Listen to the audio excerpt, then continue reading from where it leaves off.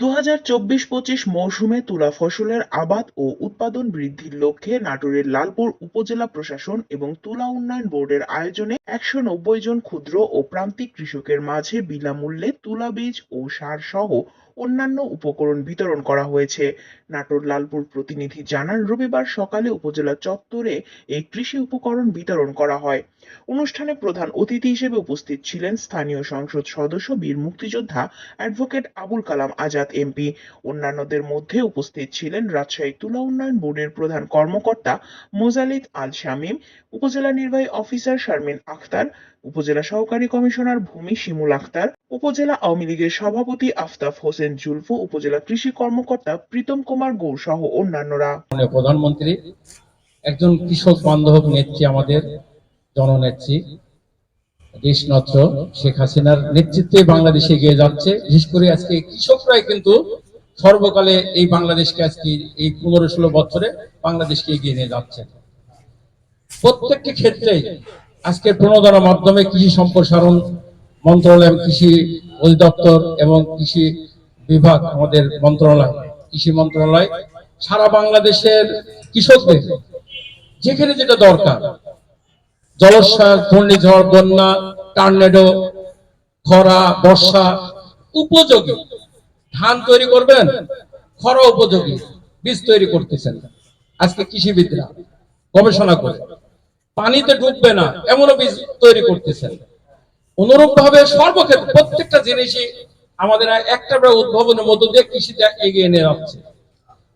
যে বাংলাদেশ আজকে ক্ষুধা দরিদ্র মঙ্গা দেশ ছিল, বঙ্গবন্ধু কন্যা জননেত্রী শেখ হাসিনার নেতৃত্বে আজকে ক্ষুধা, দারিদ্র, বন্যা আর এই ভিক্ষুক, এটা আমাদের দেশে এখন মুক্ত হয়েছে। আমরা এখন খাদ্য স্বয়ংসম্পন্ন। এবারও আপনার ধান, ভুট্টা সব মিলি প্রায় ৫ কোটি টনের উদ্যোগ, ৫ লক্ষ মেট্রিক টন উদ্যোগ আমাদের এবার খাদ্য উৎপাদন হয়েছে। আমি আমার লালপুর বাগাতিপাড়ার, আমি একসময় ১০-১৫ বছর আগে বলতাম যে আমার জামনগরে একটা মিটিং এ বলেছিলাম যে আপনারা এই যে আমের গাছ লাগাচ্ছেন, এই আমের গাছ একদিন আপনার কাটতেই হবে। এখন কিন্তু আমের গাছ কাটতে হচ্ছে। ১৫ দিনের কোনো ফসল না। কিন্তু আজকে যে আমাদের তুলা উন্নয়ন বোর্ড যে কাজটা করতেছে, এটা কিন্তু দেশকে, আমাদের কাপড়ের স্বয়ংসম্পন্ন হতে হবে।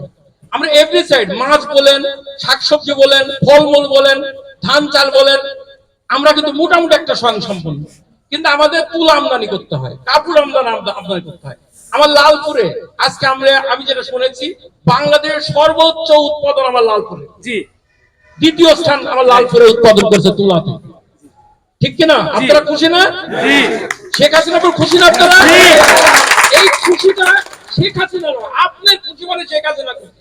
আমরা খুশি, আমি তো উৎপাদন করি না, কিন্তু আমার হাত দিয়ে এই যে কেউ আজকে যে আপনাদের এইটা চলে আসতেছে আমাদের প্রশাসনের মাধ্যমে, ধরেন আমাদের জেলা প্রশাসক মহোদয়, এটা খুবই মাথা খাওয়াচ্ছে কখন কিভাবে আপনার দেওয়া যাবে। তাহলে চিন্তা করেন শেখ হাসিনার প্রশাসন কত তৎপর।